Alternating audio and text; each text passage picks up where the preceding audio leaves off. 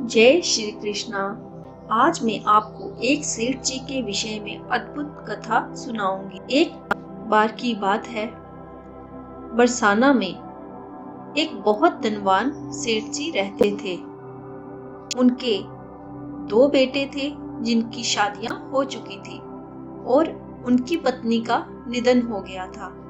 पत्नी के निधन के बाद सेठ जी बहुत दुखी रहने लगे थे।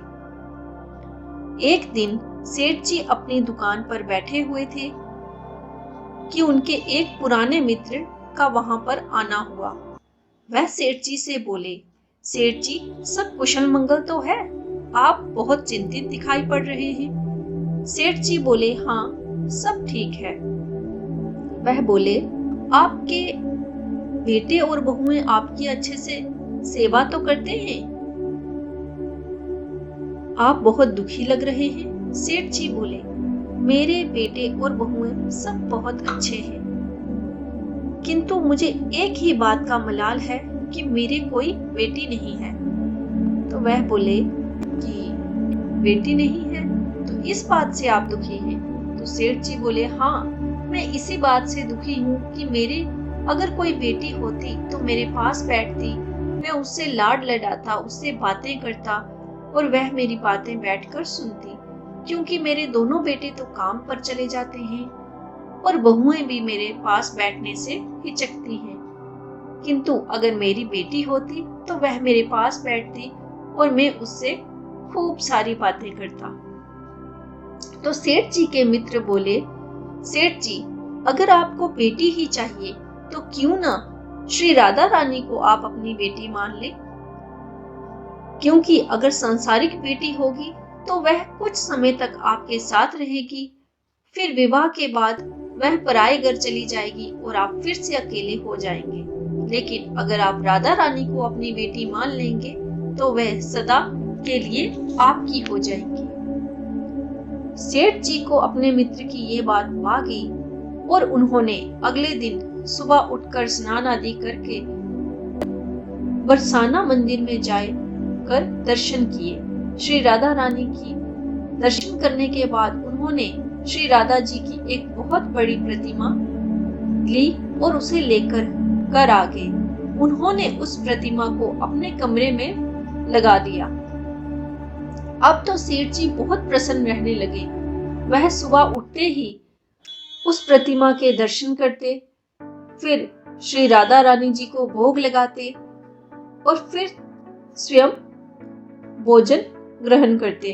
इसी तरह से अब उनका दिन बीतने लगा। वह हर रोज सुबह उठकर श्री राधा रानी जी को भोग लगाते, उनसे बातें करते, फिर शाम को भी जब वह दुकान से आते तो श्री राधा रानी जी को भोग लगाकर ही स्वयं भोग लेते और साथ ही साथ उनसे पूरे दिन का वृतांत साझा करते।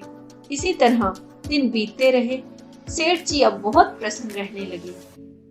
ऐसे ही एक दिन करवा चौथ का व्रत आया। सेठ जी के यहाँ एक पुरानी मणिहारन चूड़ियां बेचने आया करती थी और वह उसका मोल शाम को जाते समय सेठ जी से ले लिया करती थी। इस बार भी मणिहारन सेठ जी के घर गई और सेठ जी की दोनों बहुओं ने मणिहारन से चूड़ियां चढ़ाई और फिर उसके बाद एक कन्या सेठ जी के घर से आई और उसने भी चूड़ियां चढ़ाई और अंदर चली गई। मणिहारन ने शाम को अपनी सब चूड़ियां देकर सेठ जी की दुकान पर गई और बोली, सेठ जी, मुझे मेरी चूड़ियों का मोल दे दीजिए। मणिहारन ने जब सब हिसाब करके सेठ जी को बताया तो सेठ जी बोले, अरे मणिहारन, तूने क्या चूड़ियों का दाम बढ़ा दिया है? तो मणिहारन बोली, नहीं सेठ जी, मैंने चूड़ियों का दाम नहीं बढ़ाया।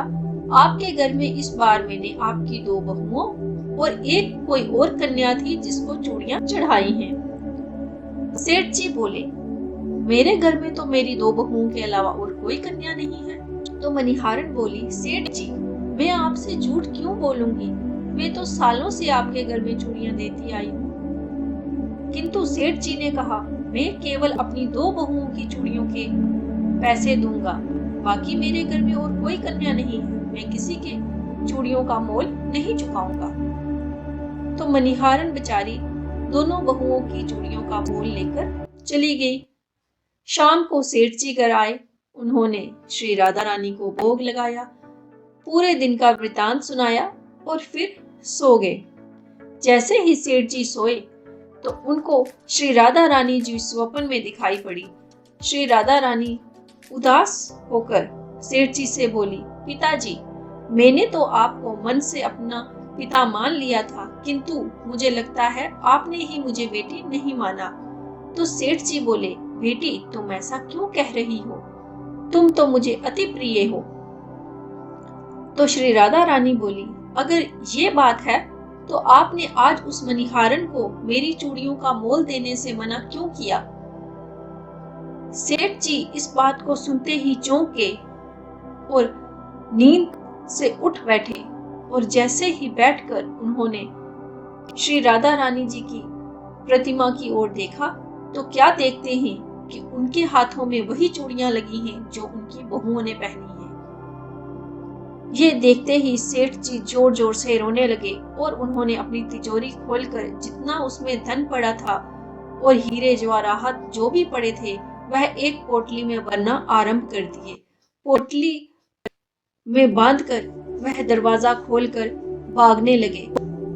ये देख उनके बेटे और बहुएं भी उनके पीछे पीछे दौड़े कि आधी रात को पिताजी कहाँ जा रहे हैं। सेठ जी दौड़ते दौड़ते मणिहारन के दरवाजे पे जा पहुंचे और जोर जोर से मणिहारन का दरवाजा खटखटाने लगे। मणिहारन जैसे ही बाहर आई तो बोली, सेठ जी, आप इतनी रात को यहाँ? तो सेठ जी बोले, अरे मणिहारन, तू तो बहुत भाग्यशाली है। मैंने तो श्री राधा जी को अपनी बेटी माना था, किंतु आज तक उनके प्रत्यक्ष दर्शन नहीं किए। किंतु तू कितनी भाग्यवान है, तूने अपने हाथों से मेरी बिटिया को, मेरी लाडली को चूड़ियां चढ़ाई है, दर्शनों का रसपान किया है, उसके लिए तो मैं तड़पता ही रह गया। ये जितना धन मेरे पास था मैं सब ले आया हूँ, ये तू सब रख ले, किंतु मेरी राधा रानी से कहना मुझसे नाराज ना हो, और उससे कहना उसके पिता ने उसकी चूड़ियों का मोल चुका दिया है, वह मुझे छोड़ के ना जाए। और इस तरह से रोते रोते सेठ जी मणिहारन के पैरों में गिर पड़े। तो ये थी आज की संपूर्ण कथा। आपको आज की ये कहानी कैसी लगी मुझे कमेंट्स में जरूर बताइएगा, और मेरे चैनल को सब्सक्राइब कीजिएगा, वीडियो को लाइक कीजिएगा। जय श्री कृष्णा, राधे राधे।